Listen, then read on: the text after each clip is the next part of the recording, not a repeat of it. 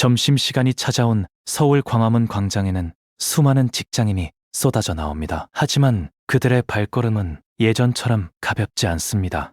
식당 입구마다 붙어있는 메뉴판에는 하얀 종이로 덧방을 한 흔적이 역력합니다. 9,000원이었던 김치찌개는 11,000원이 되었고 10,000원이면 충분했던 돈가스는 이제 15,000원을 넘나듭니다. 한 청년은 메뉴판 앞에서 한참을 망설이다가 결국 편의점으로 발길을 돌립니다. 차가운 겨울바람 속에 섞여오는 고소한 된장찌개 냄새가 오늘따라 유독 시리게 느껴집니다. 2024년 대한민국 도심의 점심 풍경은 이토록 무겁고 가라앉아 있습니다. 우리는 지금 10,000원 한 장으로 제대로 된 한 끼를 먹기 힘든 시대를 살고 있습니다. 2021년 코로나 사태 이후 소비자 물가는 유례없는 속도로 치솟았습니다.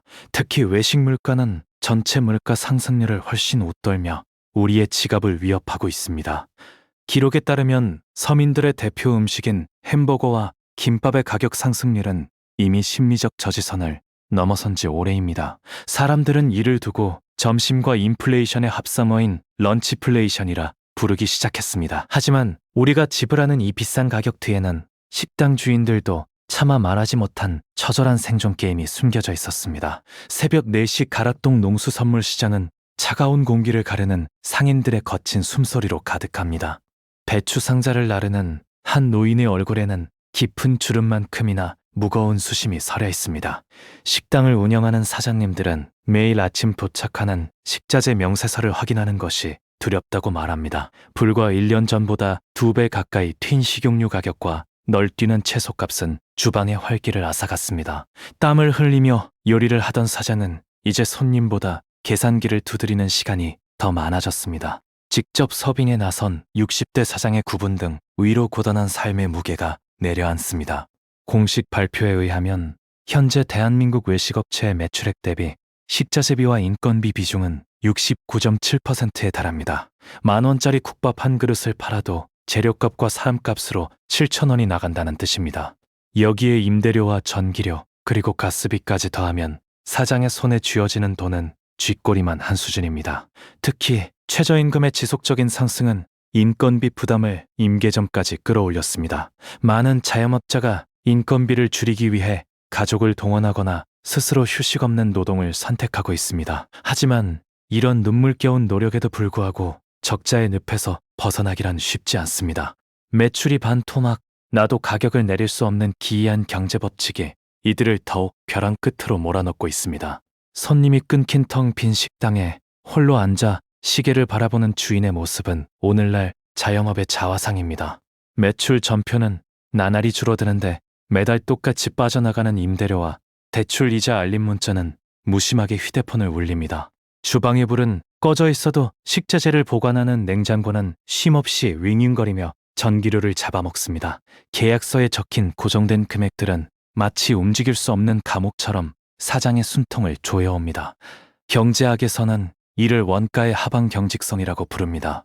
매출이 오를 때는 비용도 함께 늘어나지만 매출이 떨어질 때는 비용이 그만큼 줄어들지 않는 현상을 말합니다. 임대료나 고용계약, 그리고 각종 서비스 이용료는 한 번 정해지면 쉽게 낮출 수 없는 성질을 가지고 있기 때문입니다. 불황이 찾아와도 식당 가격이 떨어지지 않는 이유는 사장들의 욕심 때문이 아니라 이러한 경직된 비용 구조 때문인 경우가 많습니다. 결국 자영업자들은 현금 흐름이 막히는 절체절명의 위기 상황으로 내몰리게 됩니다.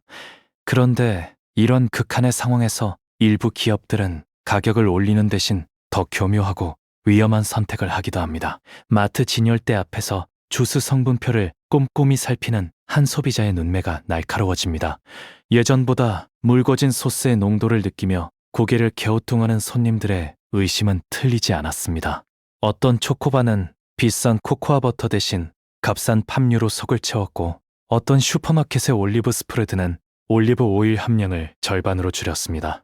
가격은 그대로 두거나 조금만 올리면서 제품의 질을 은밀하게 낮추는 행위, 바로 스키플레이션입니다. 이러한 기만적인 행위는 소비자들의 신뢰를 근본적으로 무너뜨립니다. 식당들도 예외는 아닙니다. 인건비를 아끼기 위해 키오스크를 도입하고 손님에게 직접 테이블을 닦아달라는 문구를 붙이는 것이 늘고 있습니다. 서비스의 질을 낮추어 비용을 절감하려는 필사적인 노력이지만 이는 결국 소비자의 외면으로 이어집니다. 교묘한 상술과 치솟는 원가 사이에서 길을 잃은 자영업자들은 이제 생존을 위한 마지막 전쟁을 치르고 있는 셈입니다.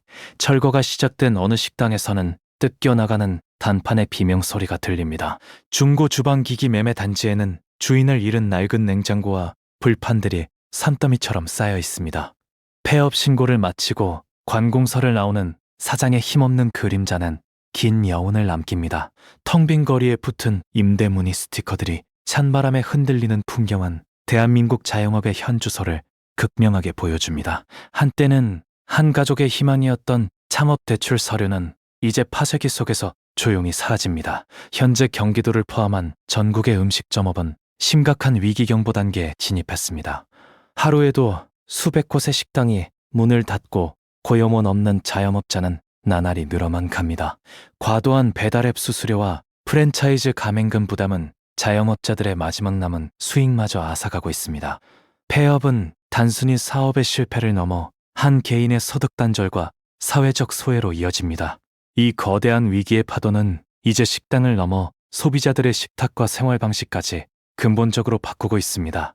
대형마트 대신 편의점의 마감 할인 코너에서 저녁거리를 찾는 청년들의 모습은 이제 낯설지 않습니다. 집에서 간편식을 데우며 스마트폰으로 가계부를 쓰는 손길에는 비장함마저 느껴집니다. 외식을 줄이고 직접 채소를 다듬는 주방의 칼질 소리는 고물가 시대의 새로운 생존법을 상징합니다. 유통기한이 임박한 상품을 고르는 사람들의 조용한 손길 속에서 우리는 요노 트렌드라는 새로운 소비 문화를 발견합니다. 꼭 필요한 것만 사고 불필요한 지출은 철저히 배제하는 시대가 온 것입니다. 소비 심리의 위축은 외식 산업 전체에 차가운 그림자를 들이우고 있습니다.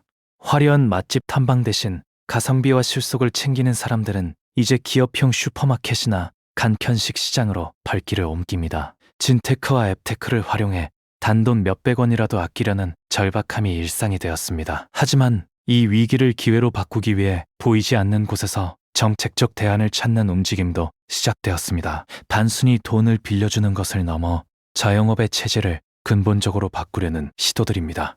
낡은 업종에서 유망한 업종으로 전환하기 위해 교육을 받는 중년들의 눈빛에는 다시금 열정이 타오릅니다.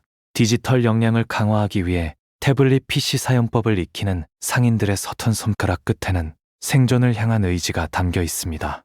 데이터 분석을 통해 적절한 입지를 제안받고 전문적인 경영 조언을 구하는 과정은 자영업의 질적 성장을 예고합니다. 무분별한 창업보다는 준비된 창업을, 그리고 실패한 이들에게는 안전한 재취업의 기회를 제공하는 사회 안전망이 구축되어야 합니다. 우리가 매일 마주하는 밥상 위에는 이토록 수많은 경제적 갈등과 사회적 고민이 녹아들어 있었습니다. 해질 옆 동네 작은 식당 창문 너머로 보이는 따뜻한 등불은 누군가의 평생이 담긴 소중한 터전입니다. 소박한 밥상을 마주하고 앉은 가족의 평화로운 대화는 우리가 지켜내야 할 진정한 가치입니다. 식재료 하나하나의 소중함을 되새기며 정성껏 요리하는 손길은 물가라는 거대한 파도 속에서도 잃지 말아야 할 인간다움의 상징입니다. 고물가 시대라는 긴 터널을 지나며 우리는 무엇을 먹고 사는지, 그리고 어떻게 공존해야 하는지를 깊이 성찰하게 됩니다. 가격 뒤에 숨겨진 자영업자들의 눈물과 소비자의 합리적인 선택이 만나는 지점에서 우리는 새로운 경제 질서를 찾아야 합니다. 단순히 물가가 떨어지기를 기다리는 것이 아니라 서로가 서로의 고충을 이해하고 상생할 수 있는 구조를 만드는 것, 그것이 지금 우리에게 주어진 가장 큰 숙제일지도 모릅니다. 오늘 당신이 마주한 한 끼의 식사, 그 가격 속에 담긴 무게를 한 번쯤 생각해보는 것은 어떨까요? 우리가 잃어버린 것은 10,000원의 행복이 아니라 서로를 보듬는 따뜻한 배려였을지도 모르기 때문입니다.